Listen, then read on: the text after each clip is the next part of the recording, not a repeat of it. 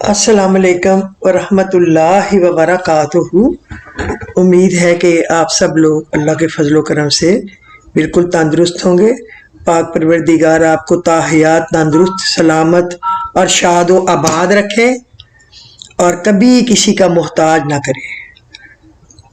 میرا خلوص، میری دعائیں اور میری نیک تمنائیں ہمیشہ آپ کے ساتھ رہیں گی۔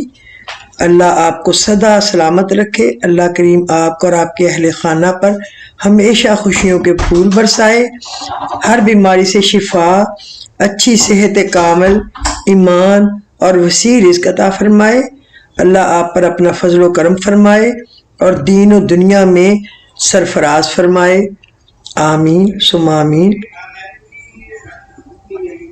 آپ کی جان، مال، ایمان، آبرو، روزی، رزق، علم، عمل، گھر، کاروبار، دسترخوان، اولاد، زندگی، عبادات، تقوی، اخلاق، سادگی، عاجزی، انکساری اور عمر میں برکتیں اور رحمتیں اور وسعتیں، رفعتیں اور عروج و بلندیاں عطا فرمائے۔ آمین ثم آمین۔ اتنی ساری دعائیں ہیں جو آپ لوگوں کے لیے ہیں اور اللہ تعالیٰ یقیناً ساری دعاؤں کو قبول فرمانے والا ہے۔ دعا کے 3 پہلو ہوتے ہیں، یا تو قبول ہوتی ہے، یا آخرت کے لیے ذخیرہ کر لی جاتی ہے، یا مصیبت کو ٹال دیتی ہے مگر رد نہیں کی جاتی۔ اللہ تعالیٰ ہماری تمام مشکلات میں آسانیاں عطا فرمائے۔ آمین یا رب العالمین۔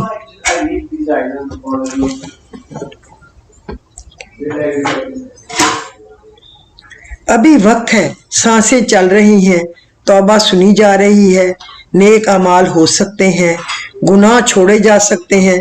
اس سے پہلے کہ زندگی ختم ہو جائے، اعمال نامے اور توبہ کے دروازے بند ہو جائیں، ہم سب لوگ مل کے اللہ کو راضی کر لیں۔ اللہ تعالیٰ جو ہے نا بہت دیر سے ناراض ہوتا ہے اور اللہ پاک بہت جلدی مان جاتا ہے۔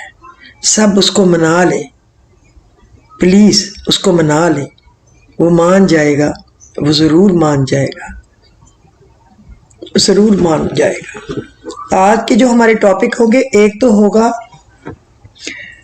ایک خاص قسم کا ہے تو استغفار، لیکن ایک خاص قسم کا جس کو 4 تسبیحاں 2 مہینے پڑھنے سے آپ کا جو بھی کام ہوگا نا وہ اللہ کے فضل و کرم سے ہو جائے گا۔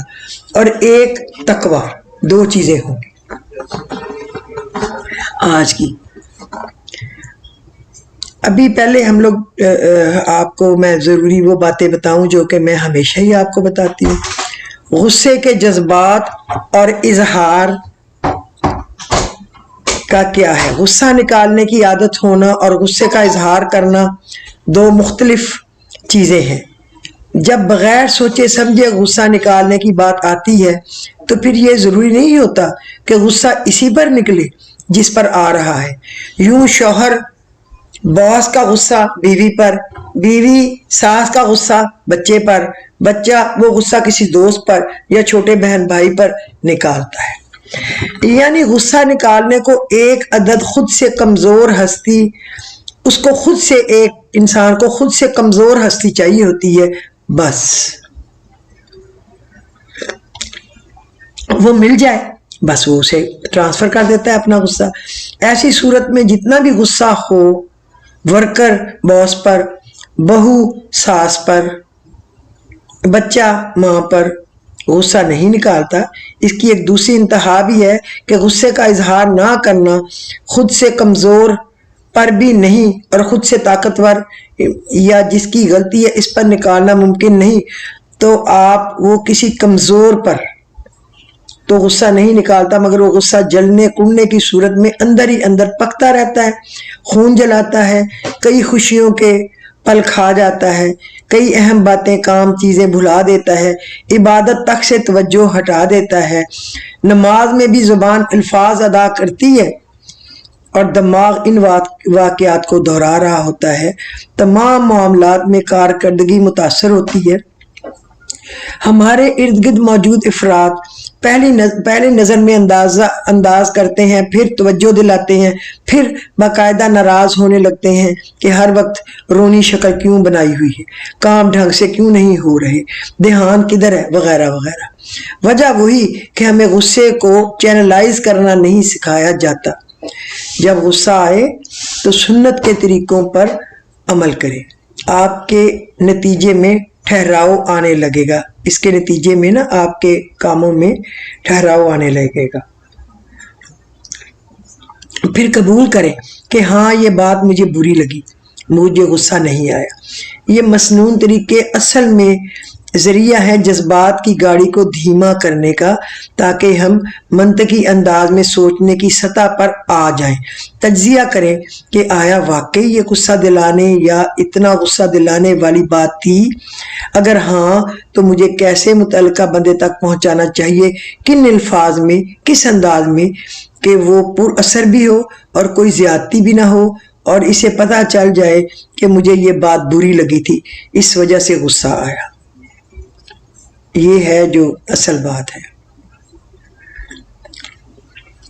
ہمیں دعا کرنی چاہیے، ہمارے پروردگار ہم تیرا حق ادا نہیں کر پا رہے، ہمارے پروردگار ہم گناہ گار ہیں، خطا کار ہیں، بے شک ہم تیرے ہی بندے ہیں، تیری ہی طرف لوٹ کر آنے والے ہیں، ہمیں اپنی رحمت سے بخش دے اور ہمارے گناہوں کو معاف فرما دے۔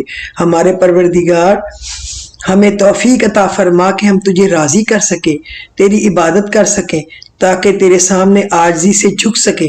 یا اللہ، وہ جو تیرے سوا کسی سے کہہ نہیں سکتے، وہ جو تیرے سوا کہیں دل کا رنج کھول کر سنانے سے آر کھاتے ہیں، وہ جو فقط تیری بارگاہ میں ہی روتے ہیں، گڑ گڑاتے ہیں اور وہیں سے دلاسوں کے خواستگار ہیں، یا الہی ان پر اور باقی سب پر اپنا کرم فرما اور ہمارے سب کے دلوں کے ملال دور فرما دے، آمین ثم آمین۔ لیکن آپ غور کریں کہ ہم کیا اللہ پر یقین رکھتے ہیں؟ ہم کتنے عجیب لوگ ہیں، ہمیں پتہ بھی ہے سب اللہ نے دینا ہے، پھر بھی امیدیں لوگوں سے وابستہ رکھتے ہیں، خود ہی گمان کر بیٹھتے ہیں کہ دعائیں قبول نہیں ہوتی یا بہت دیر ہو گئی، اب کچھ بدل نہیں سکتا۔ دراصل اس میں بھی حکمت ہوتی ہے، جو بھی آپ کو ملتا ہے وہ اپنے مقررہ اور صحیح وقت پر ہی ملتا ہے۔ یقین رکھیے اور مانگتے رہیے، بس مانگتے رہیے، مانگتے رہیے، وہ اللہ ہے، دینے والا آپ کو دیتا رہے گا۔ اللہ جو ہے نا آپ کے نیک اعمال کا ایک ذرہ بھی ضائع نہیں کرتا۔ آپ نے کسی کو سلام کیا ہو یا راستہ بتایا ہو یا کسی کو اچھا مشورہ دیا ہو یا کسی کے لیے ہدایت کی دعا کی ہو، محشر کے دن ایک ایک ذرہ، یہاں تک کہ آپ کے دل کے نیک ارادے بھی آپ کی نیکیوں کے پلڑے میں موجود ہوں گے، جس پہ آپ نہیں بھی عمل کر سکے لیکن آپ کے دل میں تھے، وہ آپ کو نظر آ جائیں گے وہاں کہ یہ ہمارے پلڑے میں پڑے ہیں۔ اصلی تبدیلی تو قرآن سے آتی ہے، یہ قرآن ہی ہے جو دلوں کو بدل دیتا ہے، جو رویوں کو بدل دیتا ہے، جو شخصیت کو بدل دیتا ہے، یہ قرآن ہی تو ہے جو زندگیوں کو بدل دیتا ہے۔ بے شک دلوں کا سکون تو اللہ سبحانہ و تعالیٰ کی یاد میں ہے۔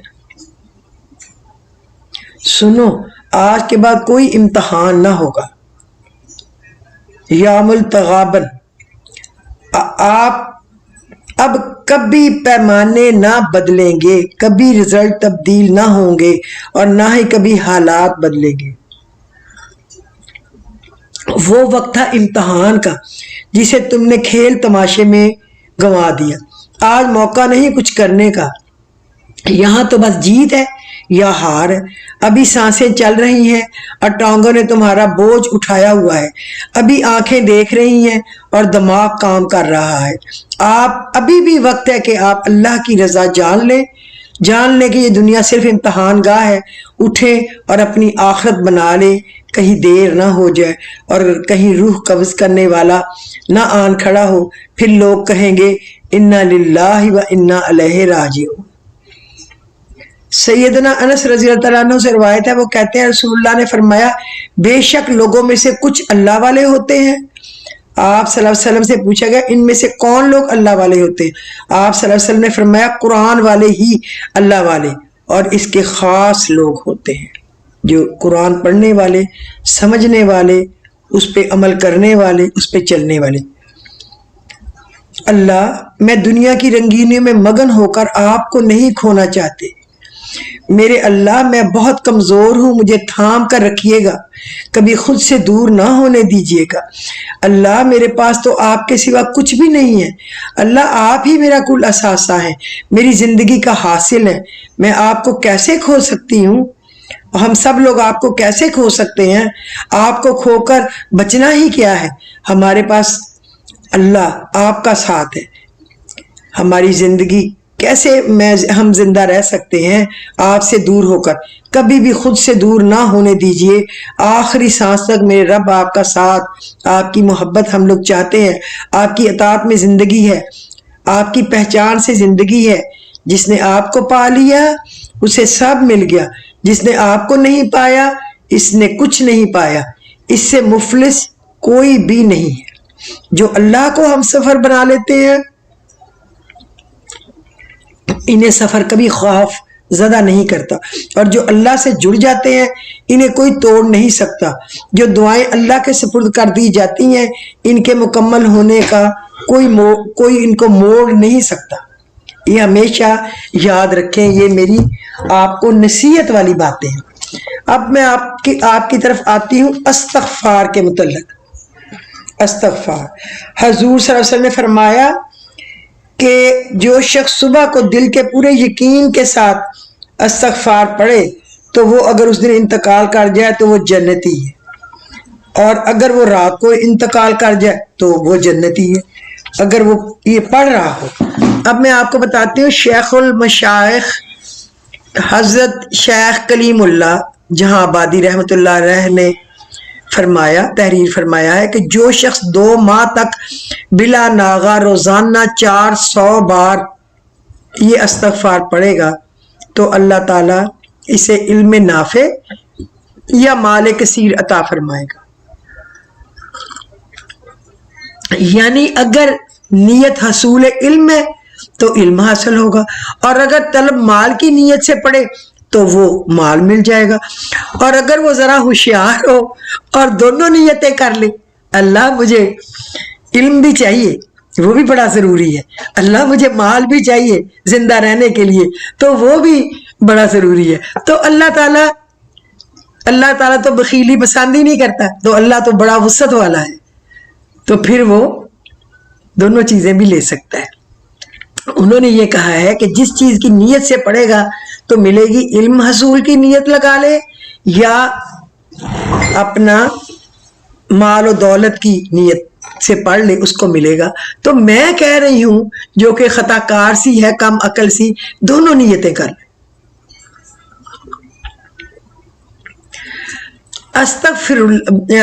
توبہ استغفار میں جتنی جلدی کی جائے اتنا ہی بہتر ہے۔ جیسے ہی گناہ سرزد ہو فوراً اللہ رب العزت کے حضور سر ندامت جھکا کر اپنے قصور اور کوتاہی کی معافی مانگنی چاہیے، ورنہ مرتے دم تک شیطان کی یہ کوشش ہوتی ہے کہ وہ دل میں یہ خوش فہمی پیدا کرتا رہتا ہے کہ ابھی تو تمہاری عمر ہی کیا ہے، بعد میں توبہ کر لینا، یہاں تک کہ موت سر پر آ کھڑی ہوتی ہے۔